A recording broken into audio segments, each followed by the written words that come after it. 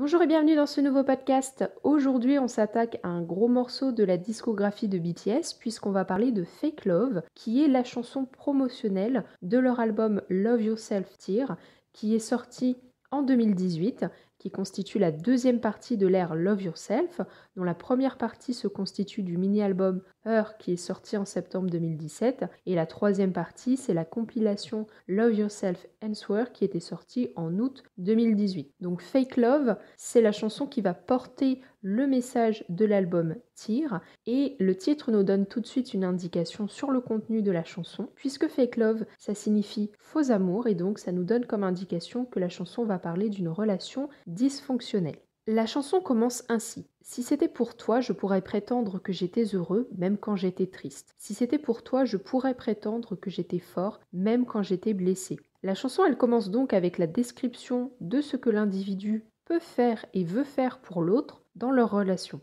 On voit qu'il est capable de faire beaucoup de choses pour l'autre, mais que ce qu'il est capable de faire, ça relève du mensonge à chaque fois. Donc dès le début, cette relation, elle est placée sous le signe du mensonge. On comprend que c'est une relation qui n'est pas positive, qui est dysfonctionnelle, puisque dans une relation saine, on n'a pas à prétendre des choses pour l'autre, c'est l'honnêteté qui doit primer. Souhaitant que l'amour soit parfait comme lui-même, souhaitant que toute ma faiblesse soit cachée, dans un rêve qui ne peut devenir vrai, j'ai fait pousser une fleur qui ne pouvait éclore. Les paroles suivantes décrivent une idéalisation de l'amour. Elles témoignent du fait que si l'individu se ment à lui-même et à la personne avec laquelle il est en relation, c'est bien parce qu'il a un problème vis-à-vis de lui-même. Il n'est pas capable de se montrer à l'autre dans ses mauvais côtés. Ici, il parle de sa faiblesse qu'il doit cacher. Les deux dernières phrases de ce passage résument la situation de la relation. Comme l'individu, il idéalise l'amour et la relation qu'il veut entretenir avec l'autre, pour parvenir à cet idéal, il a choisi le mensonge. Ici, il évoque une fleur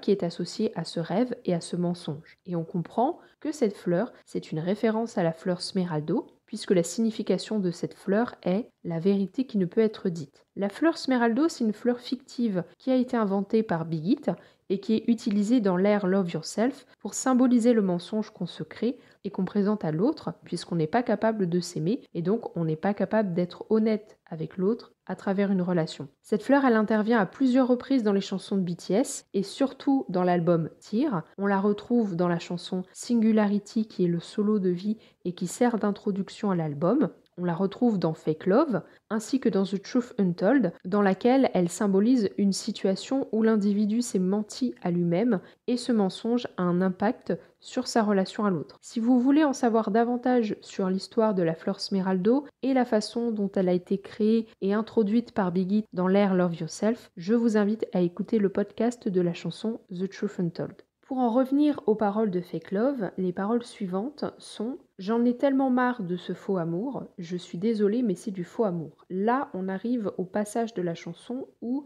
la conséquence de la réalisation de cette situation et surtout de l'état de cette relation, c'est un cri du cœur, un ras-le-bol qui est exprimé par l'individu à travers ces quelques phrases. L'individu, il est piégé vis-à-vis de lui-même dans son propre mensonge, mais aussi dans sa relation. Sa relation, elle ne peut pas être vraie à cause du mensonge, et donc l'amour qu'il partage avec l'autre est un amour qui est teinté de mensonge, un amour qui n'est pas vrai. Et c'est pour ça qu'il emploie le terme faux amour qui renvoie au titre de la chanson.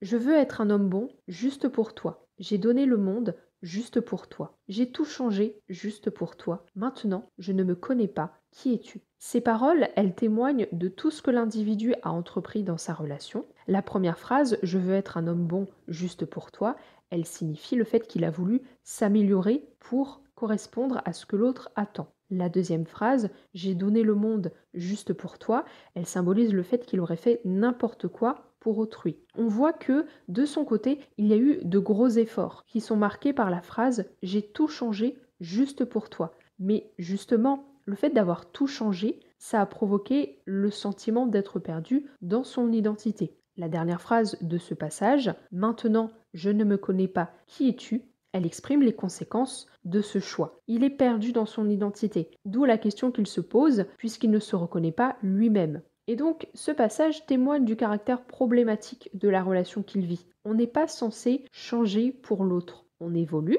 puisque tous les êtres humains sont amenés à évoluer dans leur vie. L'autre aussi, il évolue, Et comme on forme une relation, on évolue aussi ensemble à travers la relation. Mais tout changer jusqu'à en perdre son identité, c'est le signe que la relation n'est pas saine, qu'elle n'est pas équilibrée et qu'elle n'est pas positive.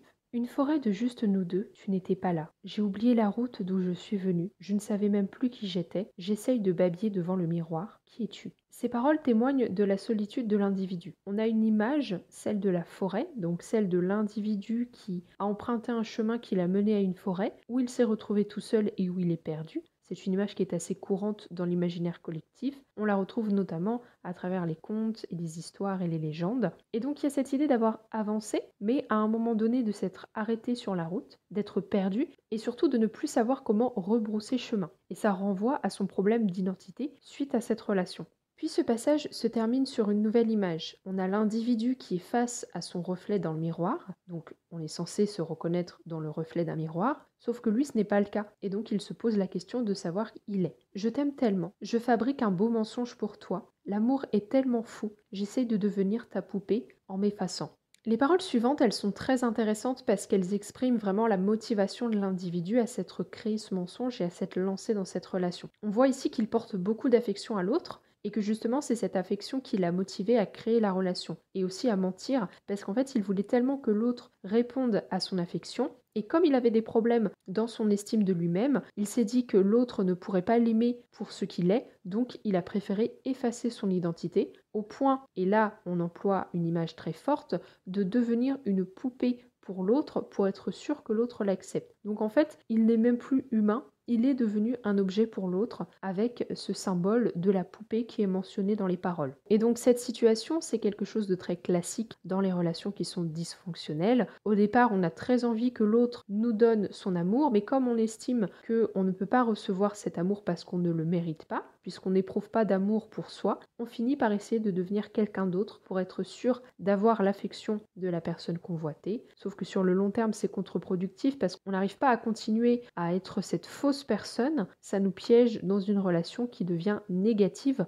au lieu d'être positive. Pourquoi es-tu triste ? Je ne sais pas, je ne sais pas. Souris et dis-moi que tu m'aimes. Regarde-moi qui me suis moi-même abandonnée, moi que tu ne peux même pas comprendre. Ici, un dialogue s'instaure entre l'individu et la personne avec laquelle il est en relation. En réponse à la tristesse qu'il éprouve, l'individu, il veut que l'autre lui témoigne de son amour, puisque c'est ce qui l'a toujours motivé dans cette relation. Mais ce passage, il prend une note amère parce que il est en train de réaliser que l'amour ne lui suffit plus. Il a besoin que l'autre le comprenne, sauf que l'autre ne peut pas le comprendre parce qu'il s'est lui-même perdu dans son identité. Donc pour l'autre, c'est encore plus difficile de le comprendre et de l'aimer tel qu'il est. Et là, c'est le moment où il y a un basculement dans la relation. L'individu, il réalise que ce qu'il cherche dans cette relation, ce n'est pas juste d'être aimé, mais c'est aussi d'être aimé pour ce qu'il est et d'être compris et accepté pour ce qu'il est. Et donc, on arrive à un point de non-retour. Tu dis que je me sens comme un étranger qui a changé en le je que tu aimais. Tu dis que je ne suis pas le je que tu connaissais bien avant. Que veux-tu dire par non? Je suis aveugle pour toi. Comment est-ce de l'amour? Tout est du faux amour. On passe aux reproches. L'individu, il réalise qu'il s'est perdu dans son identité. Donc, il essaie de redevenir le lui qu'il était avant la relation.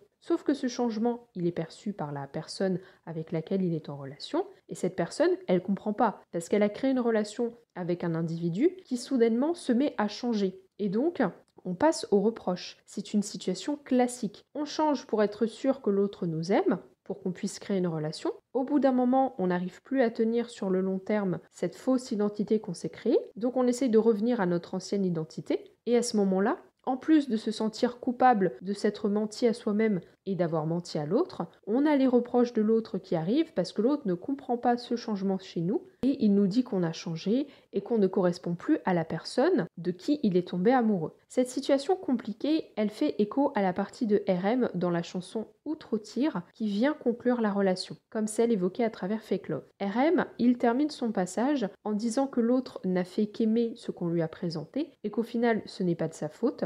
C'est sa faute à lui, RM, parce que, avec son mensonge, il a à la fois détruit son identité et sa relation avec l'autre. Je ne sais pas pourquoi, même moi je ne me connais pas, je sais juste pourquoi. parce que tout est du faux amour. Et la chanson se termine, encore une fois, sur le sentiment d'être perdu face à son identité. Et dans ce brouillard dans lequel se trouve l'individu, la seule certitude qui émerge et qu'on a vu apparaître au fur et à mesure de la chanson, c'est que l'amour qu'on partage avec autrui est un faux amour parce qu'il n'est pas basé sur la vérité. En conclusion, la chanson Fake Love, elle s'arrête au moment où la relation atteint ce point de non-retour et la suite de la relation, elle est présentée dans la chanson Outro Tir qui vient conclure l'album Love Yourself Tir, puisque Outro Tir, c'est le moment de la séparation. Il est impossible de continuer une relation tant qu'on n'a pas réglé son problème d'identité.